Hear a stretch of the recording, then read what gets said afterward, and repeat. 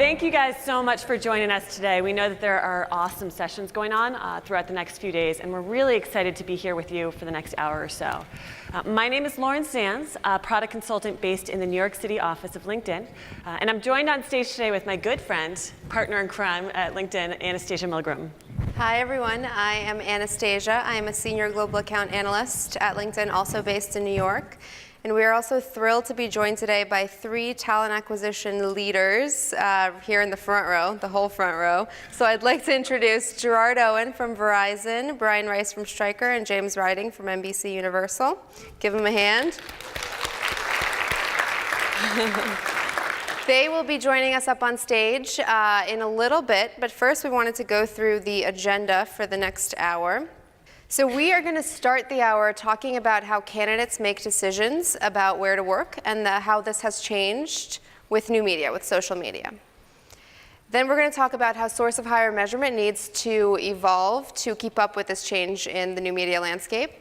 Then we're going to introduce 5 takeaways, so 5 vetted best practices that you could take with you to your organizations, hopefully when you leave here today. And then finally, we're going to introduce the panel to help us talk through these best practices and share some examples from their day-to-day lives at their companies. You're not going to walk away today with that silver bullet on how to really change your measurement practices to keep up with new media. Because honestly, no one that we talked to has yet. So to get ready for today, Anastasia and I have interviewed over 20 customers to figure out how they're really thinking about this problem and sort of going about attacking it. And while no one has really figured out that one catch-all metric, we've noticed some key trends that some of the most progressive companies are doing. And that's really what we've anchored our 5 takeaways on. And I think it will be helpful to really listen to the panel and figure out how they're thinking about it and socializing this new idea within their organizations. So that's sort of our goal today. Great. So we want to begin with 2 pretty startling statistics. So if you take a look at the screen, 61% of companies plan to increase their social media recruitment spend in the next year. This is from a Corporate Executive Board, or CEB, Recruiting Trends forecast in 2014. For those of you who don't know, CEB is a management consulting company in DC, and they run this survey annually. And in this particular year, it was a survey of 70 companies. And in fact, nobody, so not one of the 70 companies that was surveyed, said they were going to decrease recruitment spend in social in the next year. And in the conversations that Lauren and I had, many of the people that we spoke with echoed this sentiment. Many talent leaders told us how important it was to have a recruiting presence in social channels, be it Twitter, YouTube, Facebook, and us as LinkedIn. And actually, I want to throw out a question to the audience right now as well. By a show of hands, how many of your companies have increased recruitment investment in social channels in the last 12 months? That looks like more than 61%, so we're going to call that wrong. But there's actually one other stat we want to share with you today. So even though most companies have increased recruitment spend in social, CEB finds, so same survey, that only 20% know the return they're getting from their online sourcing investments. So even though social media is increasingly an important player in today's recruiting landscape, and even though talent leaders know that they need to spend more and more money in it every single year, a vast majority just simply do not know how to measure success. They don't know how to measure ROI. They simply don't know if it's working.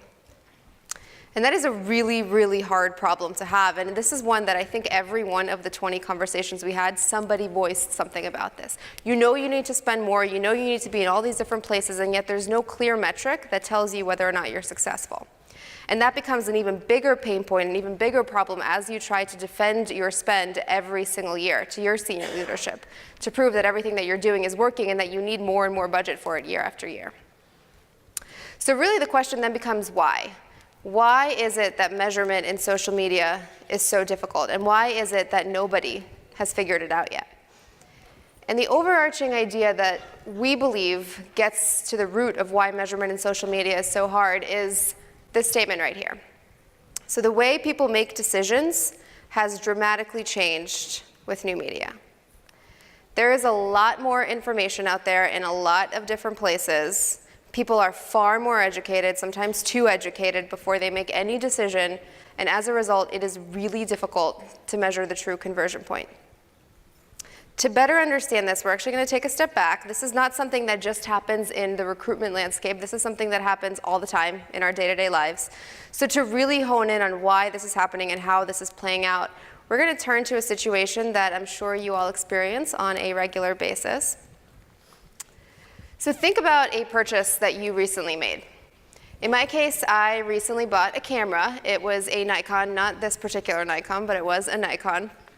And the catalyst for this was I was using my iPhone for pictures, and I wanted something a little bit more robust. And it was between a camera and a selfie stick, and I just decided a camera was the better way to go. If this were 15 to 20 years ago, and you think about how you would go about buying a camera, it would be a pretty linear, straightforward process, right? You'd probably go to a store. You would go to a brick and mortar, you would talk to the salesperson, you would maybe ask a family member, maybe a friend, compare some prices, compare some models, and that's it, and buy. The world was a lot smaller, there was much less information, so as a result, you had kind of a linear, simpler decision path, and it was probably going to be a little bit quicker than it is now. Now, if you think about how you would buy a camera today, what I just said isn't really all that you would do, right? In my case, this was just in August, actually. I started off by going to Amazon and reading reviews. Then I went to photography blogs from experts that I trust. Then I spent about 2 weeks Googling the difference between a Canon lens and a Nikon lens and whether that even mattered for somebody that wasn't a professional. And then I confused myself, and I went back to the reviews, and I read more reviews. And I went to PC Mag, CNET. I tried to track this path. I couldn't even remember everything that I was doing. And I did all of this before I even set foot in the store. My point is, it is so much harder to make decisions these days. There is so much information out there that it is so easy to get caught up in this, what feels like never-ending research loop, where you could do so much due diligence and second-guess yourself and educate yourself and over-educate yourself before you settle on anything. And as a result, it takes a really long time to make a decision, and in some situations, people just have this fatigue where they don't make any decisions at all. So in my case, for this camera, it took me 2 months from start to finish to actually decide and settle on a camera. And that's just a camera, right? That's just a nice-to-have purchase that I wanted. It's something that was going to be fun for me. It wasn't anything that was going to impact my life in any meaningful way. But now, if you think about a job from that perspective, that's where it gets a little tricky, right? That is not a nice-to-have purchase. That is something you need. That is something that's going to impact your life, probably even your family's lives. So if it takes 2 months to decide on a camera, just think about how much time it would take to decide on a job, a high-stakes decision like that. And we actually find that our survey data supports this idea. So because a job is a high-stakes decision, we know that people are doing a lot of research for a very long period of time before changing careers and switching jobs. So here at LinkedIn, we do an exit survey every single year. So we survey people who recently switched roles, went from company X to company Y. And in 2014, we surveyed more than 1,600 professionals who made a career move in that year. So in the last 12 months, basically, this just came out over the summer. And we found that more than half, so 53% of them exactly, started thinking about leaving their roles at least 5 months before they actually left. So that means that for more than half of the population that we surveyed, for 5 months, maybe even more, they were going through a very similar sort of research process to the one that I went through when I was looking for a camera. Now, 5 months seems like a lot of time to do a lot of research, but it makes sense, right? You want to put a lot of work into something that's going to affect your life. There's a lot of research that's going on all the time in a lot of different ways. And in fact, we know that people who are interested in making a career change, 89% of them are actually going to turn to social media. So 9 out of 10 people, and probably everybody in this room, when you start to think about that next opportunity, the first thing you're going to do is probably leverage one of the social media platforms to sort of use your network. So what are you going to do? Most likely, you're going to go look at reviews at companies that you're interested in, maybe going to Glassdoor. I'm probably reaching out to my Twitter network, my Facebook network to see what's going on out there. I might be even leveraging strangers to figure out what opportunities are really a good fit for my background. I'm most definitely reaching out to any employees I know at companies that I'm interested in, probably by going to LinkedIn, looking at jobs, figuring out who I know and how I can connect myself to those companies. And because everything done is mobile now, I'm doing this all the time through multiple different mediums. There's a couple things to note about this new landscape and this new decision app. First off, it's loud. There are a lot of people competing for attention from the same group of audience.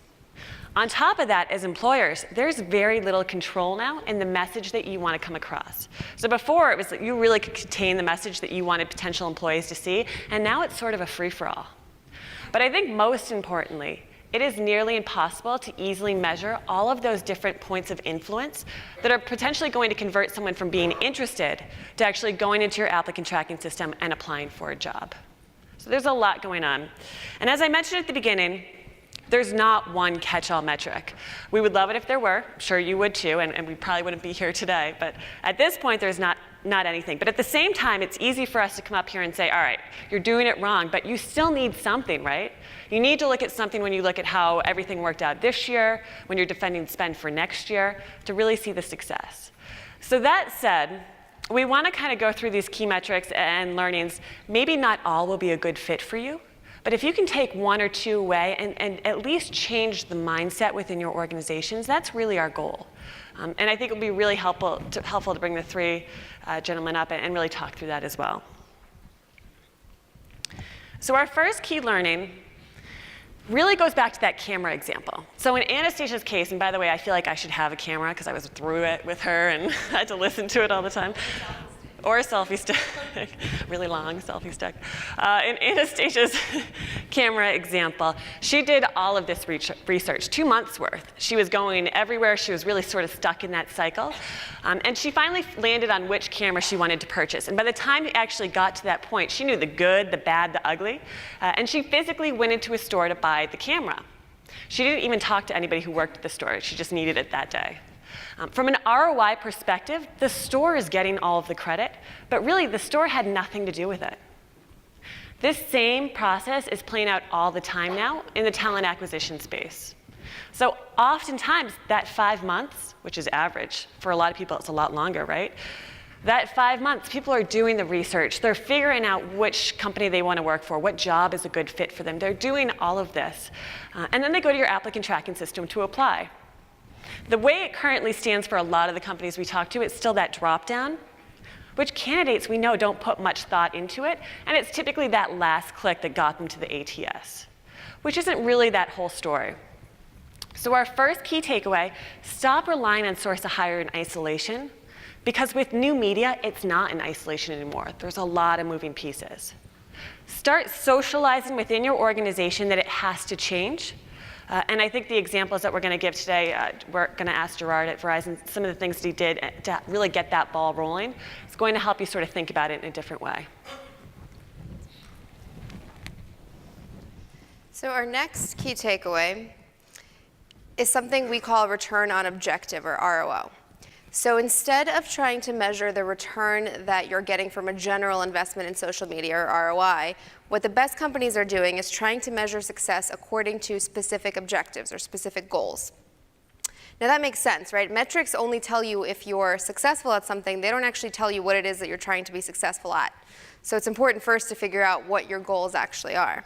So to give you an example, one of the companies that Lord and I spoke with is a financial services company based in New York that has a pretty wide scope of operations, and they hire all over the world. And in Q2 of this past year, one of their hiring goals was to hire a lot of tech and engineering talent in a new office that they were opening in Asia. The challenge was they didn't have a branding presence in Asia at all. And they wanted to use social media to sort of help them develop their brand, and then also to eventually end up hiring these engineers and these tech people that they wanted to hire for that office. So the metrics they looked at for that goal were branding metrics, first and foremost. They were things like engagement with content, career page visits, so visits to their careers website from folks in Asia. The content that they were putting out there, who was engaging, who was opting in, things like followers. So branding metrics that were going to be very helpful to them to figure out if they were succeeding at that particular goal. Now those metrics are not going to be the metrics that they look at 6 months from now, once they already have a brand there. They're also very different metrics than the metrics they look at for their other objectives here in the US or in Latin America. But for that particular goal, it made sense to measure success according to those things. When we asked this company, if you were to give 2 pieces of advice to organizations looking to take on a similar approach, what would they be? They really had 2 things. One, determine your goals and iterate frequently. This one might seem really obvious, but it's actually the hardest and most important part. Every year, in this company's case, they do it every quarter, set your goals. What do you want social media to help you accomplish? Once you do that, their second piece of advice was define metrics before you actually implement a strategy for each. That way you know exactly what success is going to look like and feel like before you actually set out on accomplishing those goals. So that's our second key takeaway. And we're going to talk to the panel a little bit about this as well. But set goals and priorities and then tailor your measurement according to those goals and priorities. Once you have that objective, you can really back into which metrics and which systems are really going to help you measure success. Once you figure those out, mute the rest. There's a lot of noise out there. There's a lot of data out there. And it's almost to the point where you get frozen because you don't know what to pay attention to, and sort of the messages are conflicting. We talked to a customer a little bit about this, and he brought up a really great example about how he had to teach himself to do that. He said he had a goal that he was looking to actually measure, and he went onto Glassdoor, and he started reading reviews, and he got sort of paralyzed by it. He went the traffic, the analytics. At the end of the day, he actually spent 2 hours on there, and it didn't make his team look or feel successful. It actually had nothing to do with the objective that they set out to achieve. Instead, it just sort of paralyzed him because there was so much information out there. So once you figure out what your specific goals are for everything that you're doing, once you figure out those metrics and the systems that you're going to use, stick with those. And from there, you can really back into, have you achieved the goal? And does your team look and feel successful? Yep. So our fourth takeaway is a theme that we heard over and over again in the conversations that we had. Your employees can be the key to helping you figure out the right points of influence for all the talent that you're looking to hire. If you think back to my camera example, I ended up with a Nikon, and what really clinched it for me, so that real conversion point, was a blog that I read from a photographer that I really like. For somebody else who bought the exact same camera at the exact same time, it was probably a very different decision path, right? For them, the conversion point really could have been a conversation with a salesperson at Best Buy. It could have been a review on Amazon. It could have been a conversation with a friend. You never really know what it is. And your employees got to where they are by following very different flight maps, as Lauren pointed out, very different decision paths. So the first step is to really understand what those decision paths are like for the people that you want to hire. So how do you do that? Leverage your employees really in two ways. Number one, ask them. Ask your newest hires, your freshest employees, how they got to where they got. Not just what was the last click that ended up getting you to apply to that job, but what are the things that you considered? What are the resources that you used to research this role? Really ask your new hires, because from there you can actually back into where to put resources, and you can segment that information out by geography, by function, by whatever matters to you. And then the second recommendation is, once you know what those influence maps are like, make sure that the right message is there at each of those points of influence about your company. And again, leverage your employees here. Educate them about your talent brand. Make sure that they're putting out the right message to their network so that at every relevant point of influence, there's something that you want talent pools to know about you as a brand. And actually, we have two really good examples. So Gerard is going to talk a little bit about a new hire survey, so how surveying new hires changed the way that he was approaching his recruiting strategy in certain markets. And then Brian is going to talk about a talent brand ambassador program that he implemented at Stryker and the successes he's seen with that so far. Perfect. Our final takeaway is one that Anastasia and I are probably most passionate about because we know it works.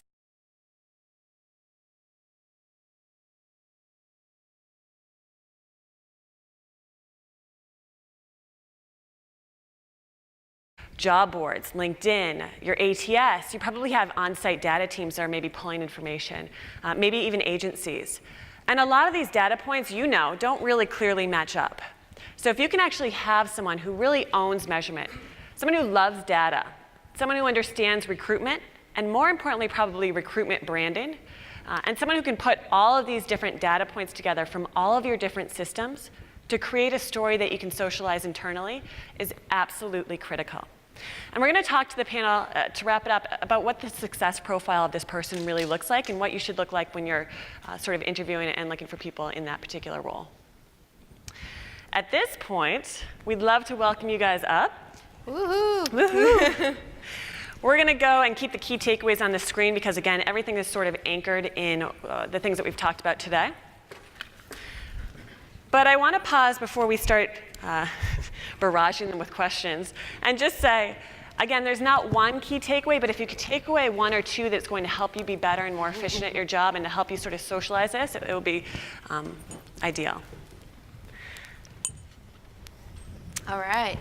Also want to just point out, if you guys have any questions at any point, just hold those questions. We're going to leave about 10 minutes at the end for you to ask them as well. There's a couple mics throughout the room, so we'll just remember them. So welcome, guys. Thank you so much for joining us. We are thrilled to have you. We wanted to start off by asking you guys to do a brief introduction about yourselves, and maybe the other question is, how do you currently, in your current roles, measure source of hire? So we can start with Brian. I'll go first. My name's Brian Rice. I'm the Director of Global Talent Acquisition for Stryker. I manage our global technology platforms, our digital marketing, and our sourcing team. And it's funny that you asked that question. We talked about it earlier, we're struggling right now with our source of hire. We're doing that manually in the system by the recruiter. So I'm really trying to put some metrics together and ROI from last year, and I just don't have it. So we're really working towards getting our hands around a better source of hire in 2015. So. Thank you. Hello, everyone. My name is Gerard Ohen, Director of Global Talent Acquisition at Verizon. Before I go with my intro, has anyone got this right? Has anyone got source of tracking hire right? Anyone? All right, cool, perfect. We're in the right place here. Because I was hoping to ask some questions and some leading questions here. So my team and I are responsible for filling talent across the global footprint at Verizon. More specifically, my most recent journey was really looking at how we can use data to really drive and dissect the entire recruitment journey to make it more effective, more efficient. One of the things that I tell my team all the time is, hey, listen, in God I trust, but all else bring data. And it's really important that they think about that as we talk about ourselves as talent advisors, right? So we've launched a few different projects, one of which is the source of candidate tracking, which we'll talk about a little later, to really look at, okay, so what are we trying to solve for here? How do we actually measure this thing that we're calling our applicant tracking database? And we'll talk about how we landed on that. And then in terms of how we do it now, we have, similar to the panelists here, we have manual tracking, so we have recruiter input. We also have a third-party vendor that helps us track via cookies, right? So as a candidate is stopping off at various websites and clicking on various branding links, they'll give us that download. But the trick shot is it's only measuring about 20% of our hires. So now you know why we're trying to come up with a solution here. So looking forward to the discussion and hoping to learn something also. Oh, you got a mic. Hello, everyone. I'm James Riding. I'm VP for Talent Acquisition for NBC Universal. As you can tell, I'm not from around here by my Brooklyn accent.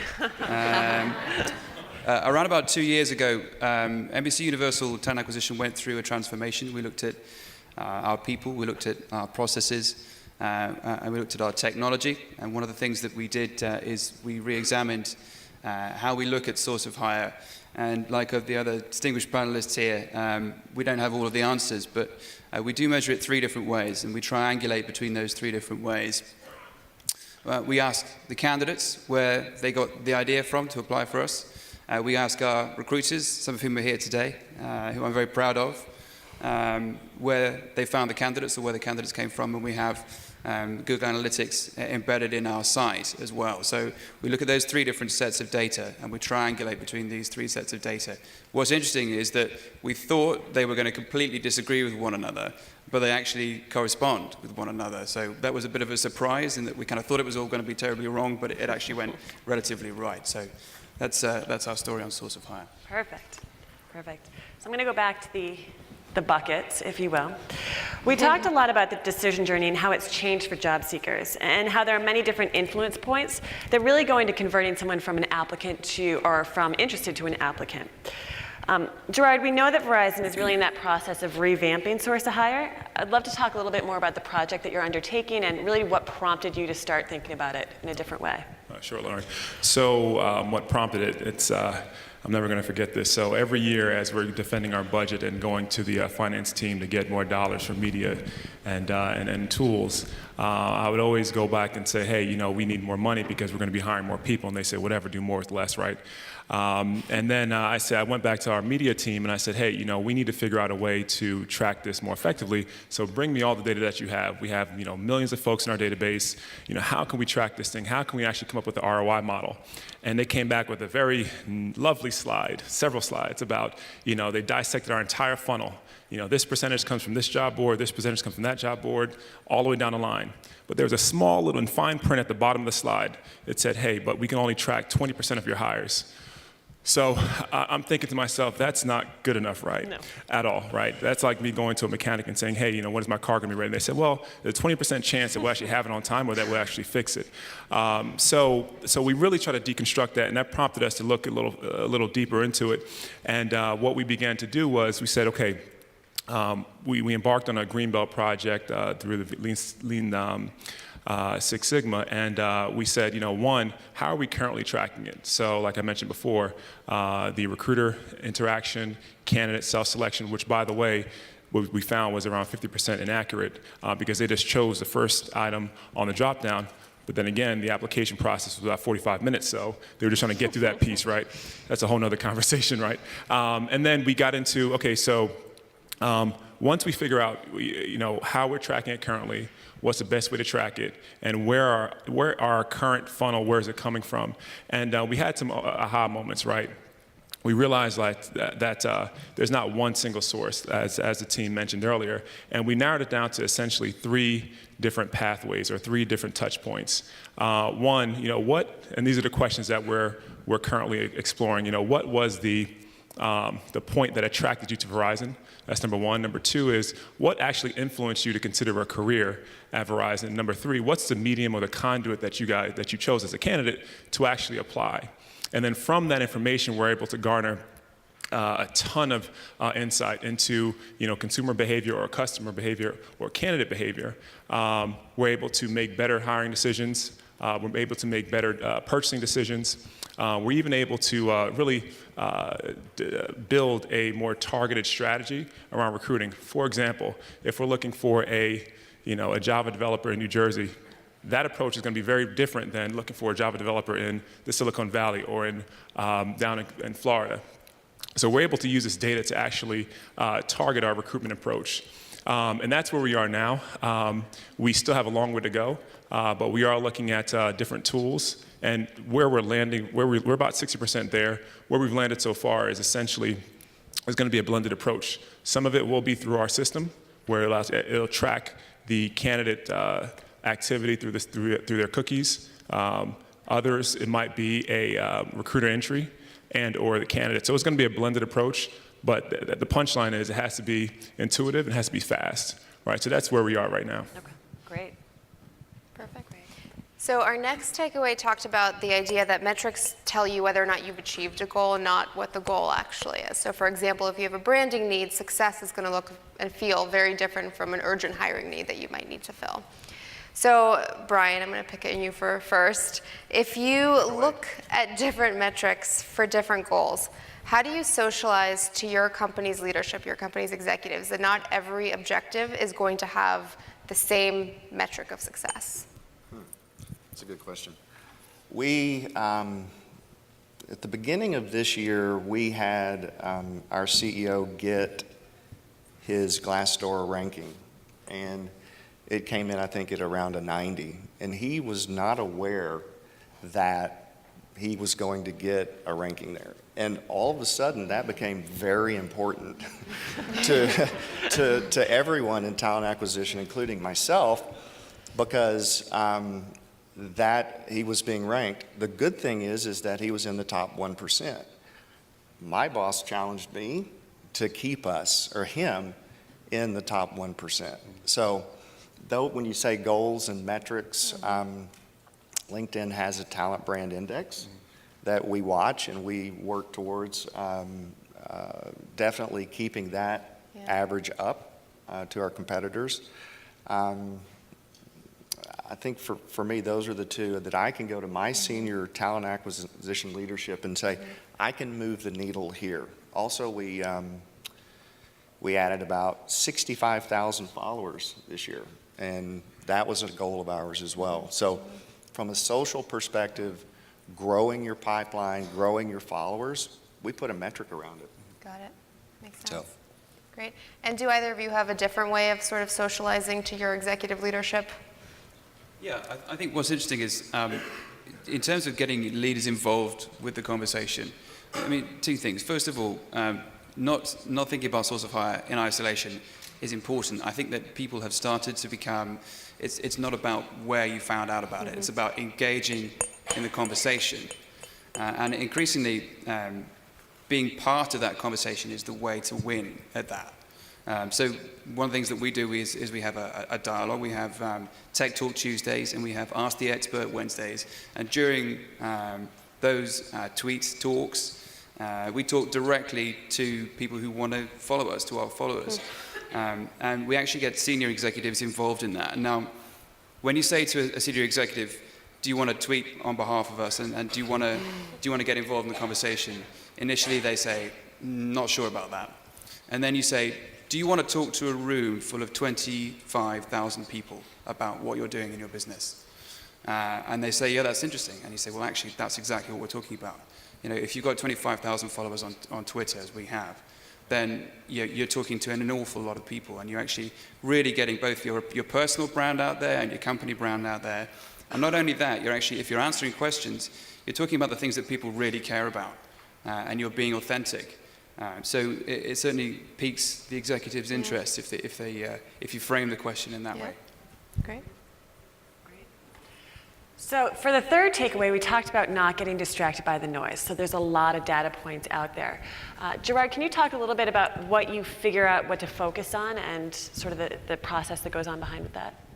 Yeah, sure. So we actually, when we first embarked on this whole journey, we got approximately about 3 million different data points. And I want to talk to you about each and every one of them right now, right? So we absolutely were going down the wrong bunny trail and getting distracted by the noise, where I had to really refocus the team and say, hey, how could we ultimately leverage this data? It's going to be around, how are we going to have more informed hiring, purchasing decisions, number one, and number two, how can you apply this to a quality of hire metric?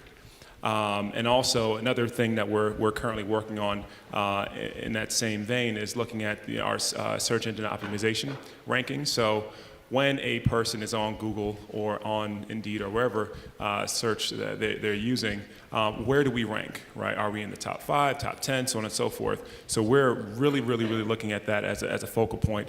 And as you know, for those folks that are into the whole Google Analytics and the Adobe product that's out there, they often tweak their algorithms so that there's not just sort of one perfect equation to actually rank yourself higher than another company or competitor. One of the things that we're doing right now is looking at one of the measurements is actually looking at the content that's on our page. So the content has to be heavy, it has to be dynamic, it has to be videos.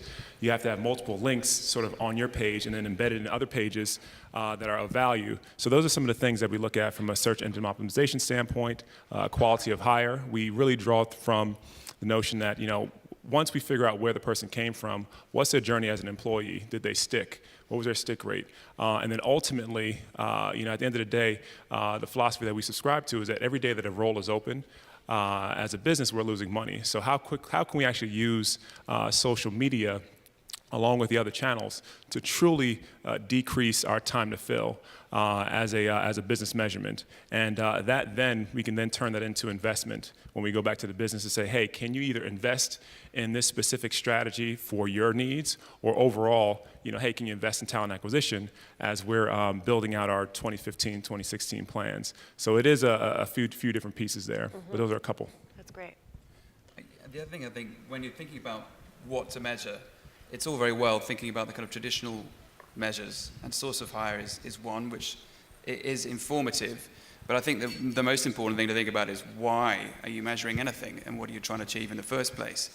And my only advice to anyone thinking about doing it is focus on your customers. And your customers can come in many different forms. Your customers are your internal hiring managers, they are your senior HR people, they are your candidates. When we went through our transformation, I spent a lot of time talking particularly to our internal customers around what they wanted to see, being measured. And as a result of that, we came up with a few sort of extra things that we are measuring, which perhaps are a little bit unusual, one of which is customer service and customer satisfaction.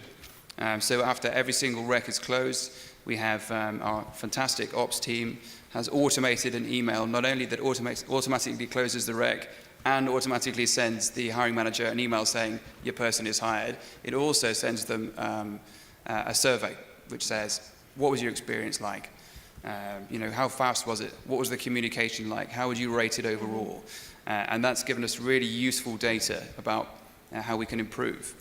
The second thing that's a bit unusual about the way that we measure is that we actually have a partnership rating when it comes to speed, because you can get so far in a hiring process, and then you get to slate, and actually really then it's into the hands of your customers, the HR people, the hiring managers. And so we actually distinguish between how fast we get to slate, and then we've kind of done our bit, and then from slate to hire, often we can influence it much less as a TA function. So if you divide one over the other, you get a partnership ratio. So our HR partners, that enables us to have a good high quality conversation with our HR partners about that. Great. So our fourth takeaway is one where we have two really, really good examples. I would love to hear about these. To refresh your memory, we talked about sort of leveraging new hires and your employees for two reasons. So the first one, to better understand what influenced new hires to eventually come work for your company. And then the second one is leveraging your employees to sort of put out the right talent brand about your company at all those influence points. So Gerard, you have a really good story about a situation in Florida and Oklahoma, is that right? I do. So, we were building out new centers of excellence in finance in both Tulsa, Oklahoma, and also in Lake Mary, Florida. We didn't have much brand presence there. We did not have any staff functions in Florida. So, when we were coming up with the strategy, we just started throwing dollars at it, right? So, postings here, brand ads there, we're on weather.com. You name the financial site, we were on it.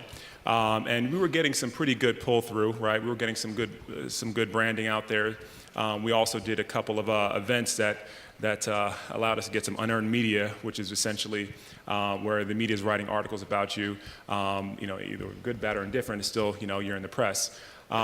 So, we were going through, and we weren't getting the pull-through that we would have liked, given the amount of investment that we had in there, thousands, tens of thousands of dollars. At one point, my leadership team was looking at me, thinking I had an open checkbook.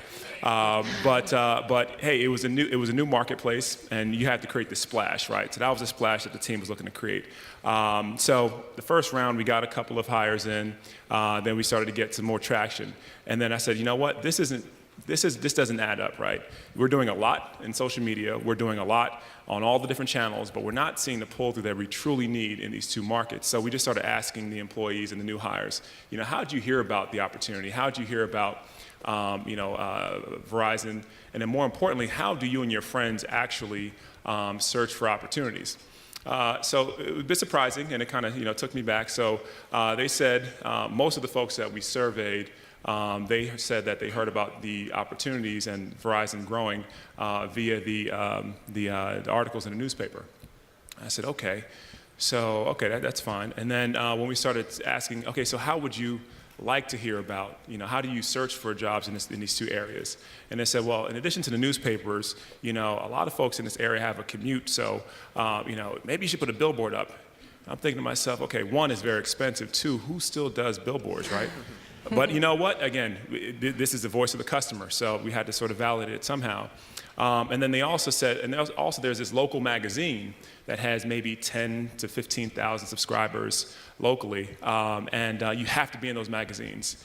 And I'm thinking to myself, I mean, who still, I mean, print ads, right? But you know what? We took the feedback, and we actually put a couple of ads in the newspapers. We spent a good chunk of change in the newspapers. We put a billboard up in Florida. That's probably the last time I'm going to do that, but we did do it, and the finance team, they paid for it. And then I said, you know what? Let's just do it. Let's see what comes of it. And would you know that we actually got an increase by about 30%. We got a 30% response increase in respondents within the first, what they said, 2 weeks that we launched those different channels there. And I was pleasantly surprised. I mean, the last time I did a newspaper ad for recruitment was maybe 10 plus years ago, right? But it worked for those markets. And the aha for us was, don't always go to the traditional channels, right? Really understand the local market, understand how folks within that market actually interact with companies. In one instance, we even heard from the new hires and saying, you know what, we don't know Verizon, right? We know that, you know, Can You Hear Me Now? We know about the retail channel, but we don't know you as a staff brand. We don't know you as a company to launch a finance career. So we really had to sort of change their way of thinking about Verizon as a brand, and we did that by constant, pumping out of media in multiple different channels there. So that's really how we tackle that one there, Lauren. Yeah, that's great. It's a good story. It was a big aha for me. Yeah. And sort of on the second piece of that equation around leveraging your employees to distribute your talent brand, Brian, you have an example of an ambassador program that you launched at Stryker. Can you talk a little bit about what that program was and why you decided to implement it? Well, with all due credit to LinkedIn, the training actually started as pimp your profile training. We don't use No, that. Not called that. Rock your profile. Let me just say that we didn't use the word pimp. We had really good success from that program. That was at the end of last year. So we kind of put that program on steroids, and we did training around writing an effective profile, how to share updates, statuses, and so forth. Then we also worked with Glassdoor. We had a section of the training that we show them how to write a review, how to write a positive review. And then at the end of the training, we show them our accolades, how to sell the company, how to use the data that we have to really build out the brand and sell the company. And then we show them the traffic that we get. And they're almost overwhelmed that, oh, we had 1 million visits last year, or we have 70,000 people a month come to our Glassdoor page, and that was very eye-opening for them. So some statistics just through this training, and I'm sure that it doesn't impact it fully, but we took our talent brand index from an 18 to a 31 with LinkedIn. We went from a 3.7 employee rating to a 3.9. And our CEO currently is at a 93%, which is at the top 1%, excuse me, of all CEOs. So it's free, it's easy to do, it's engaging, and it tells your people it's okay to be social. It's okay to go out, write a review, go out, spend some time, sell the company, write a good profile, because people are going to look at your profile when they see your name on that interview schedule. They're going to look at you. Yeah. And that's what we impressed upon them. That's great. And actually, just a follow-up question there. How do you sort of straddle the line of teaching your employees to put out a certain message without coming across as pushy or forcing them to say something they don't really believe? We didn't do that. We literally just said, if you want to write a review, here's the best way to do it. And let me back up and say that we only did this with hiring managers. This was not with the full population. So we've had about 500 people go through it, and you'll see a little spike. You know, people will go out and get interested and write some good stuff, and then they'll go down. But this has been one of our better programs that I think we'll continue to build upon. Great. I thought it was Jeff Wiener's comment was really interesting. He said, great recruiters have a deep, fundamental understanding of how your company creates value. And I think that really rang very true. You know, recruiters are out there talking about your company every day, and what really hits home is the real stories that they have about what's happened to people they know in the company. It's for that reason that we actually have our own recruiters creating all of our social content. And the reason for that is firstly that we can't afford to get a big team to do it. And secondly, quite frankly, it's more effective because it comes from the heart. People are telling real stories, and it's nothing that's kind of made up. The only thing I would say is that in creating those kinds of programs, extremely impressive programs, one of the things that we've had to do is kind of be unafraid and not ask too much permission. One thing that I've experienced is that the more you ask permission, the more people are likely to say no. When it comes to social media, people get afraid. People get nervous that you're not going to be managing the message. Don't manage the message. Just say what is, and just involve the people who know the very most about it, which in this instance is our recruiters. Within your social media policies. It's very cowboy of you. Yeah. Right. So our final takeaway before we open it up to you guys for some Q&A with the panel, we really discussed appointing an owner. And again, it's something that we think is very valuable. James, can you talk a little bit about what the success profile looks like for someone who would be an owner of data? Yeah, we have an incredible operations team run by Helen Lynch, who joined us 2 years ago. She and Gail, who works for her, have created an awesome deck, which we look at quarterly. We spoke to each of our clients and said, what do you want, when, how often do you want it, and measured that which they cared about. Yep. And what I found is that firstly, there's much more measurable things than I was expecting, which is great. That's the wonderful thing about recruitment. You can pretty much measure most things. And actually, we found that the story has been more positive than we were expecting, particularly when it comes to diversity, which I know is something which everyone cares about.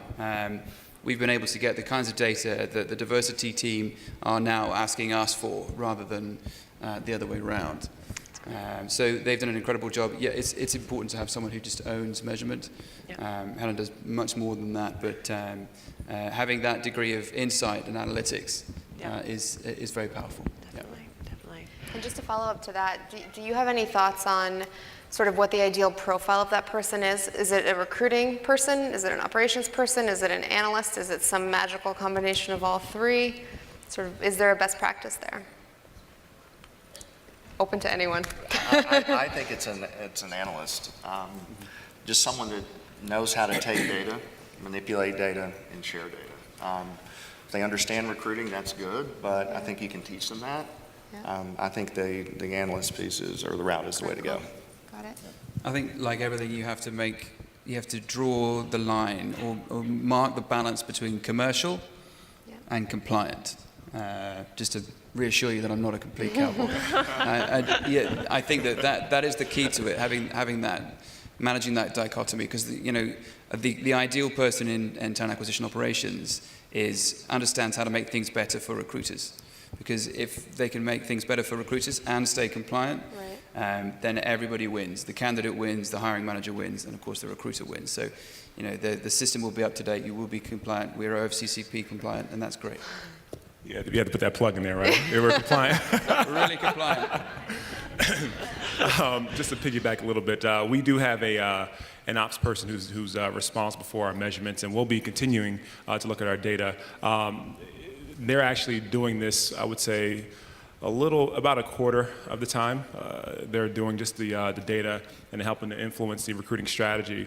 If on a scale of 1 to 5, this person's, I think the ideal profile, as you mentioned, this person does have to have a strong comfort level with Excel, because again, it's not so much understanding how to tell the story, it's also about knowing when to stop, right? Because you literally can slice this data a myriad of ways, and it's someone who really understands and is comfortable with telling the story and knowing when to stop and knowing when to say, you know what, this is sort of the end of the road here with this data, and then moving on to something else. I mean, for example, one of the examples that the team came back to me on was around our existing media spend. So we spend millions of dollars on media. They said, well, Gerard, it's interesting that, you're spending a lot of dollars on media, paid media, where we're seeing a huge shift in, search and applications coming in from the search engines and or some of the job board aggregators. So I scratched my head and said, wait a minute, so why are these vendors coming in here and trying to sell me, more job slots, more database links, so on and so forth? So again, we're taking this data and we're not only helping to inform our decisions, but also now a few of our vendors are coming to us saying, hey, can we, what have you found out given your data that you've amassed? Also, we know that most people, on day one, they're not applying. So for example, a person sees an advertisement for a job, they're not going to apply on that same day, right? And most of the people that have come through our funnel have interacted with our brand for, on average, anywhere between 3 to 5 times before making a decision. We've even seen a good chunk of people that have started, let's say, on a LinkedIn, gone to Monster, clicked on an ad on weather.com, ended up back in Dice to apply for the job. And again, these are things that we didn't know. And if it wasn't for this person, being heads down in data, we wouldn't have been able to garner this information. Yeah, great. Another one on making sure that you have someone to own the data. How do they pay for themselves? Mm-hmm.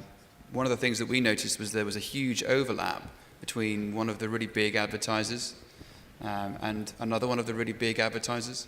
And we decided that we were going to take one of them away. We did our analytics and we took them away, saved ourselves $100,000, and the difference has been non-existent. So if you're thinking of how to justify someone to own your data, think about that. Great. Perfect. Great. So if any of you have any questions for our panelists, we have about 7 minutes left. There are some mics in the middle of the room, or it's a pretty small room. You can yell. All right. Yeah, great session. I think we're all sharing, trying to find source of hire. It's not an easy thing to do. You talked about you're using a third party for cookie tracking. Could you share who that is or how that's working? Sure. Can we close the door in the back and turn the camera off, please? No, so now, it's not the silver bullet at all, but we do utilize a tool called telemetry. Telemetry is I call our CRM light tool that we use on our front end. So it does all the job postings for us. You post there, it aggregates out to the other boards. It also has all of the tagging of the applicants that come in that apply through those links, right? Additionally, we do work with a vendor, TMP, and they do have products that they're able to provide you for purchase, right?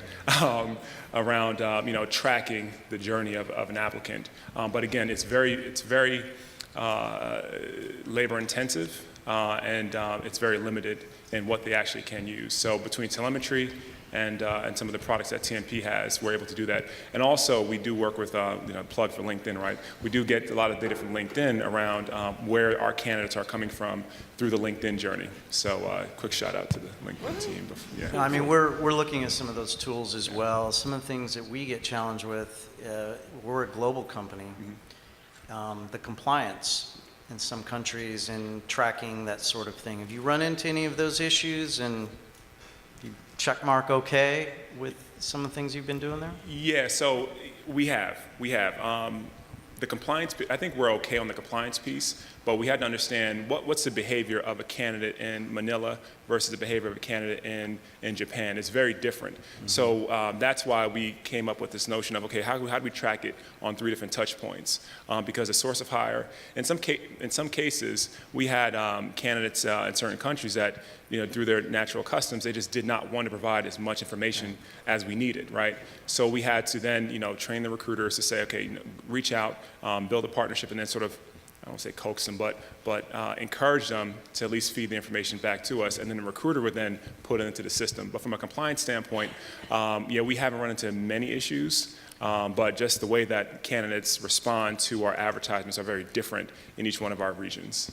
So, and I won't take up too much more time, but like a lot of us, we're getting a lot of this information manually, right? Oh, yeah. It's recruiters or even the candidates putting things in. So one of the things that we did this past summer, we have summer interns, and we used one of the interns to go back and kind of validate Yep. what the candidates were putting in.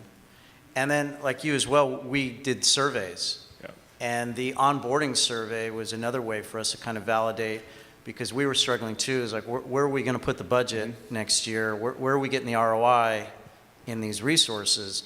And that helped quite a bit, because it did validate some of our strategies were working, but Yeah. I think we're all kind of struggling on the same thing. How can we do it more effectively, right? Yeah. I mean, kudos to those folks that have done surveys. I mean, I was to the point where I didn't want to hammer the team, the new hires with too many surveys, but the information that we garnered from this last survey, where we surveyed almost 3,000 new hires, was priceless, right? We were able to really change and pivot on our thoughts about how we're going to be spending on media, and we were actually able to validate a lot of the data that we were purchasing from certain, our vendors, right? And now we're looking to ourselves for data, trust but verify, right? As opposed to looking to the external market. And like was said earlier, those new hire surveys are valuable, right? If you can pick them there, that's important. But then again, we also learned that if the survey's too long, then they're either not going to answer it accurately, or they're just not going to take the survey. So we had to make it. I think we're trying to get it down to between 45 seconds and 60 seconds in terms of to answer that one specific question. Great. Thank you. No, thanks. Thank you. Any other questions? We have about 2 minutes. Sure. Yeah. Hi, I'm Angelica Catherine from Houston, so I'm in the oil and gas industry.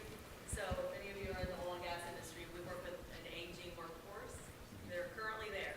So how do you influence that group of demographics to go into LinkedIn and create, mock their profile? That's like pretty exciting. You mentioned something about that. Yeah, I mean, this was just sign-up only training that we reached out and to all of the managers and said, up to X amount, you can come and join the training. That's a really good question. I think that when, I'll just say the older workforce sees that it's okay, because in all honesty, they're just less progressive, to say that it's okay to build your profile, and they see the younger workforce in the middle of the workforce doing that, they will go out and do that themselves. It's imperative that those managers sit in this type of training, because the people that they're going to be hiring, a lot of them are going to be, that age group will be sitting in that room. I think that it's just saying that it's okay to do it and having a culture that is tolerant of that and okay with that, and continuing to share that message. It's a cultural shift. It doesn't just happen overnight. I'm on LinkedIn, I'm a real adamant ambassador of it, and I'm getting some of the managers start using it, but I even tell them, I'll sit with you for an hour and I'll fix your profile. So I'm thinking after this, having like lunch and learns every week is very. That's a great idea. That's what our training started out as, just kind of a lunch and learn, and then it went to a sign up, and then we went from, create a great profile to now the full-blown talent brand ambassador training. So it's an evolution, but you'll see, I think we just found out that 75% of our population at Stryker have a LinkedIn profile. That's pretty big. So I think we are actually up on time. There's another session coming in here, but thank you all for coming to the session, and thank you to our panel. Good shout out.